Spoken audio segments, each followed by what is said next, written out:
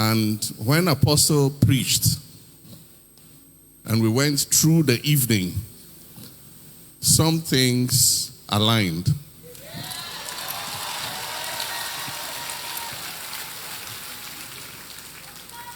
There was a divine alignment. And I left Impact very confident that we were going to win the election.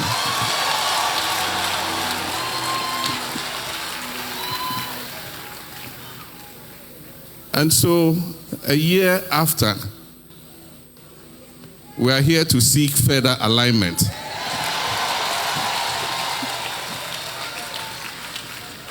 And this time, it's not alignment that we achieve victory in elections. It's alignment that the responsibility that God has given us, we are able to bear that responsibility and make life better for the people of Ghana. After Apostle spoke, Papa said, "What a word." Indeed, what a word. And it's difficult speaking after a man like that. But let me tell you what happened. When Papa announced Impact, a letter came to my office and said I should choose the day I'll attend. And my office wrote back and said I'll come on Monday. And so later I spoke to Papa and I said, "Oh, Papa, I'm supposed to come to you on Monday." He said, "Yeah, but if you come on Monday, your friend Apostle Joshua Selman is not preaching on Monday." So I asked, "When is he preaching?" And Papa told me the days, and I said, "I'll be here on Thursday."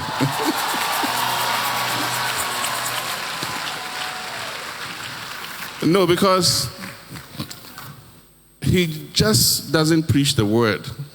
He relates it to our practical realities. I mean, when he was preaching, I felt personally like he was talking to me.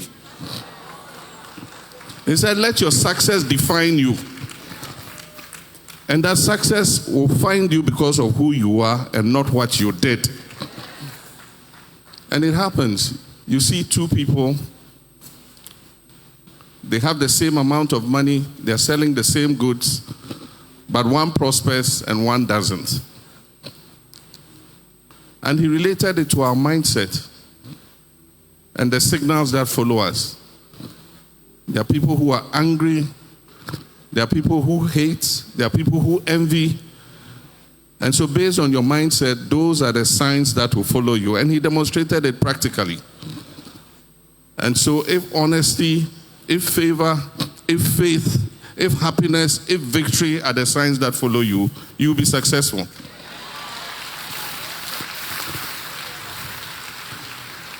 And so it's not being aggressive for success. It is having the right alignments of signs behind you that will make you successful.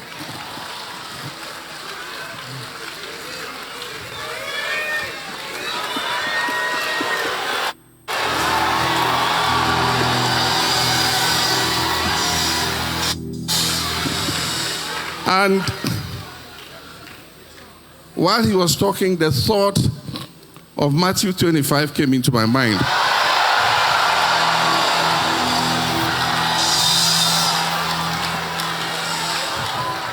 And in Matthew 25, you have the parable of the talents.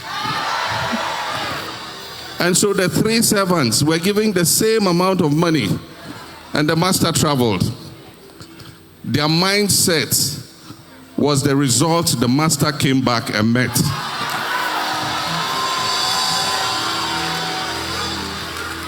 What happened? One gave his master the talents with profit. The other gave his master the same amount of talents that he left him. And what did the third do? His master banished him because he was such a foolish servant.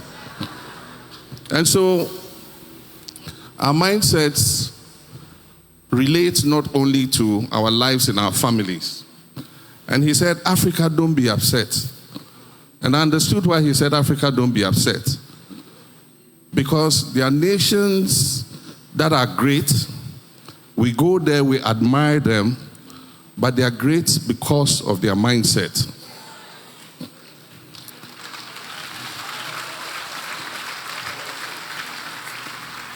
You go to Korea, you admire Korea and say, how did Korea that had the same GDP as Ghana today come where it is, and Ghana is still where we are? It's the mindset of the people. They believe that their nation can be great. And so in everything they do, they work towards that greatness. Unfortunately, years of cynicism have affected our mindsets, not only in Ghana, but in Africa. And we believe that whatever we do, we are destined for poverty.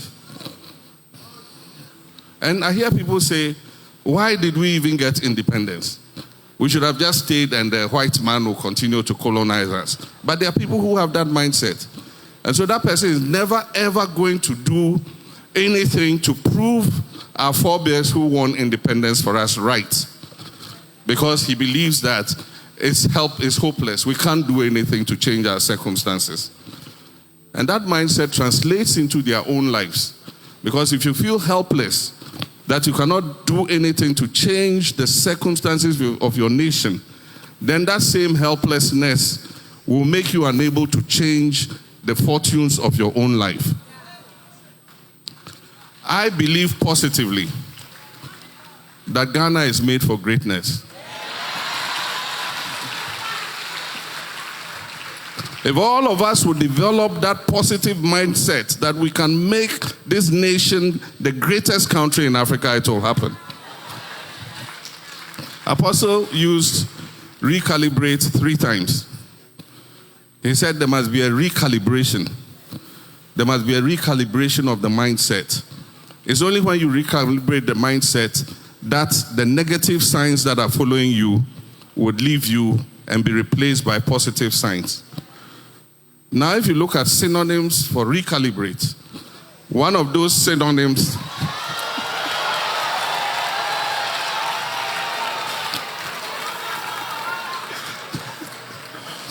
in school, our English teachers taught us synonyms and antonyms.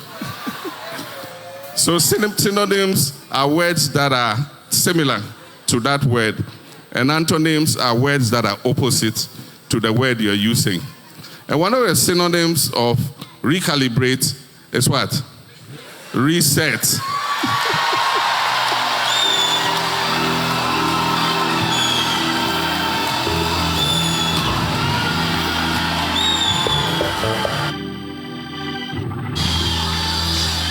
So when we say reset agenda,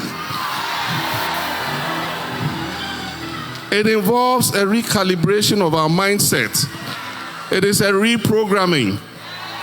For those of you who go on the computer, when the computer gets corrupted and it freezes, you have to reset, press the reset button. So in Ghana, let's press that reset button together. It doesn't take only the leader's vision.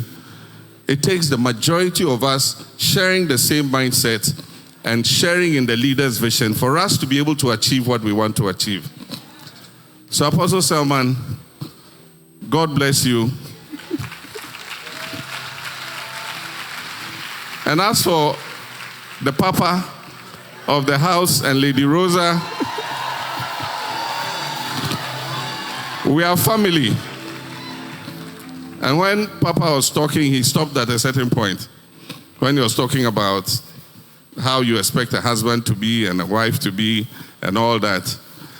And he always marvels. He says, but how come you are the man and you're so calm and humble, and your wife, Lordina, is rather the, aggressive, pushy one? But I'll tell you a story just to end this. Time is not on our side. I've told this story before. Some people have heard it. We celebrated our 30th anniversary, wedding anniversary. And no, this was 5 years ago. How many years ago? We celebrated our 30th wedding anniversary, and we found ourselves in our pastor's office. And then as we were talking, we said, 30 years of marriage, haven't we done well? And Lordina was particularly waxing lyrical. We have done so well, in this marriage. But for me, this marriage would not have lasted. I am the one who has tolerated this man, you know. And she kept at it. And I was a little foolish boy at the time. So I was arguing with her. I said, oh no, if it's not my patience and tolerance, this marriage would have collapsed long ago. And so we had an argument back and forth. And we left, all of us, you know, holding to our idea and not talking too much to each other. And then my pastor said, why do you argue? He says, when a woman holds that view, there's no way you can ever change it. So there's no need to argue. And then it was like a movie. 5 years later, we're in the same pastor's office. And Lodina said exactly the same thing. Since 35 years of marriage, look at us. I am the one responsible for the survival of this marriage.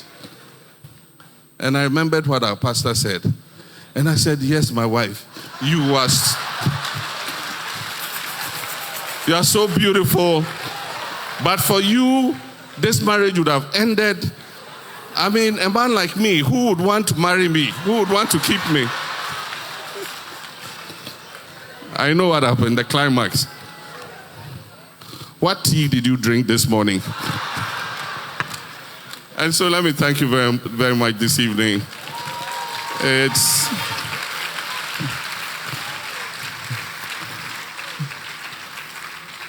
is a standard you expect when you come for Impact. And I wouldn't say this is extraordinary, because every Impact where our dear brother, Apostle Joshua Selman, comes is as exciting and as beautiful as this. And so we thank God for today. We thank God for Apostle Selman. We thank God for Papa. We thank God for Lady Rosa and the leadership of the Action Faith Ministries. Thank you very much. God richly bless you.